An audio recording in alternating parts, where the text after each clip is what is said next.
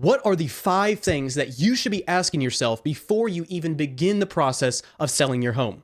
In this video, we're going to go over those 5 questions that people really should have answers to before they even enter into this process in any form. Because it really is a big deal selling your home and can be very taxing, and you never want to rush into anything without being fully prepared in every aspect of the sense. Again though, I'm Noah Cochran, an agent here in Central Missouri, Columbia area, just here to provide as much value, video content that I can to folks that might be wanting to learn more about this area, relocate here, or sell here, make some type of move here, just to be as helpful and useful as I can. Now, let's find out what those 5 questions you should be asking yourself are.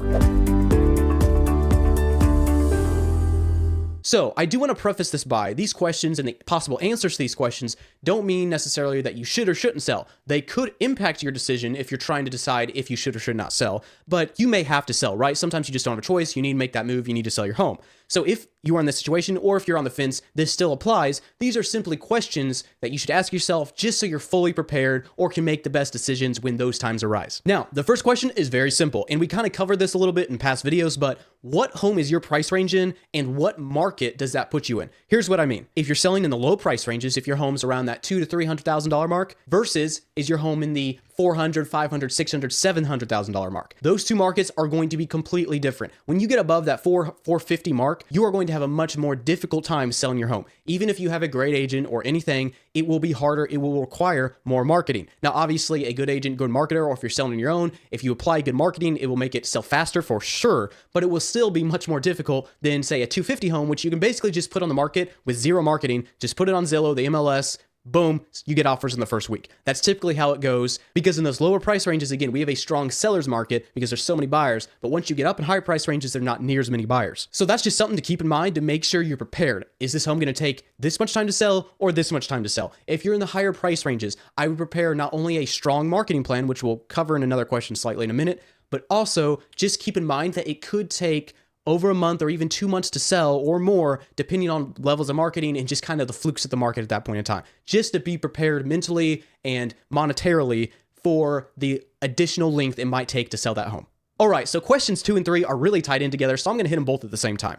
Question 2 is, are you buying a new home? Which in most instances you are, unless you're going to be renting or moving in somewhere else. But in most instances, you're probably going to be either upsizing or downsizing. So are you buying a new home, and what costs and prices should you be aware of? And question 3 would be, are you taking out a loan for your new home? And if you are, what is your new monthly payment going to be? Now, these two, and really all these questions are very common sense, but they're just things that I'm making this video to go over quickly to keep it top of mind for any person that may be looking to make some type of move. Now, tied in with this is, are you downsizing or are you upsizing? If you're downsizing, the answers to these questions probably have happier endings than if you're upsizing. Now, it doesn't mean that if you're upsizing, it's all doom and gloom, but it's just to know that with the higher interest rates, if you're going to be buying a bigger house and probably taking out at least some of a loan for that bigger house, you're going to have higher monthly payments. There's a lot more costs. Prices in general are higher, but if you're downsizing, it's going to feel a lot better in different ways. But really, it's just to keep in mind, how's my monthly payment going to change? Can I afford that? Is everything going to work out fine?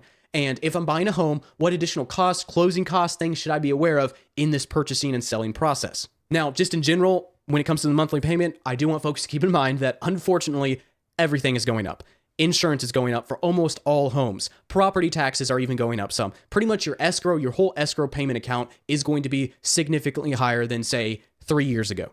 Now, question 4, again, very simple. These are just things to keep top of mind. Will I be using a realtor? Will I be selling for sale by owner? Now, for some folks, they don't even consider selling for sale by owner. That's perfectly all right. So if you're looking for a realtor, obviously I'm heavily biased towards myself. I'm going to promote myself, but really just find somebody that puts themselves out there to provide value. They don't put themselves out there to say, look at me, I sold a bazillion houses. You should work with me because I'm awesome, right?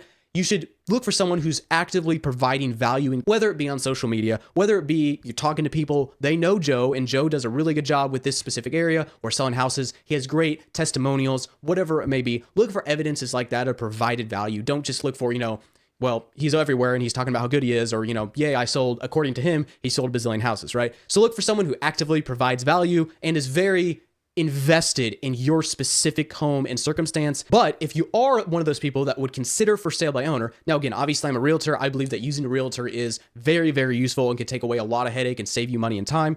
But if you are a business oriented person and you really love that kind of stress and deal of running your own little business for a time, that's basically what doing for sale by owner is. So just keep in mind, am I doing for sale by owner? So just keep in mind, am I doing for sale by owner? Am I using a realtor? If I'm using a realtor, how do I find the right one, et cetera, et cetera? If I'm doing for sale by owner, that feeds right into question 5. And that is, what is my marketing and selling process going to look like? What is the process going to look like? Now, keep in mind, if you are using an agent, you still want to ask this question, not only to make sure that agent is going to perform the useful, powerful marketing techniques to get especially a higher end home sold more efficiently and faster, but also because you want to know what the process is going to be like, right? You want to know, even if an agent's running it for you, you want to know, how's this going to affect me? What are showings going to be like? What kind of times and people are going to be in my house? How do I manage it all? You just want to know the answers to these questions. But if you're wanting to give selling on your own a shot, then you definitely want to ask this question many, many times, because unfortunately, what I've seen happen is sometimes people will go for sale by owner, not really with any plan other than hoping that it will sell.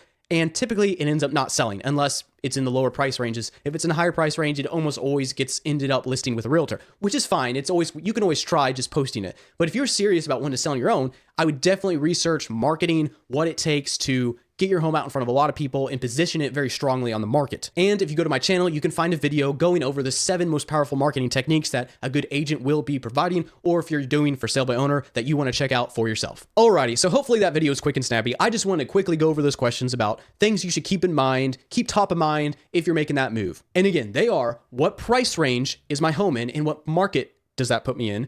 If I'm buying a new home, what costs and prices should I be aware of? Again, if I am buying a new home, what will my new monthly payment be? How are escrow prices changing and going up right now? 4, are you using a realtor or are you going for sale by owner? And tied in with that, if you are using a realtor, how do you find the right one? And if you are doing for sale by owner, question 5, what marketing techniques or things am I going to implement? And in general, even if you are using a realtor, what is the process going to look like? What should I be prepared for? So if you like any further information about that process or anything going on in the real estate world, in the home buying world, home selling world, feel free to reach out to me. Again, I would love to be of assistance in any capacity that I can. And if you'd ever like to meet in person and talk over things or look at a house, do a showing, have your house analyzed if you want to sell it, again, just reach out. I would love to go and visit with you, get to meet you in person, and talk about what in the world is happening in the Columbia market.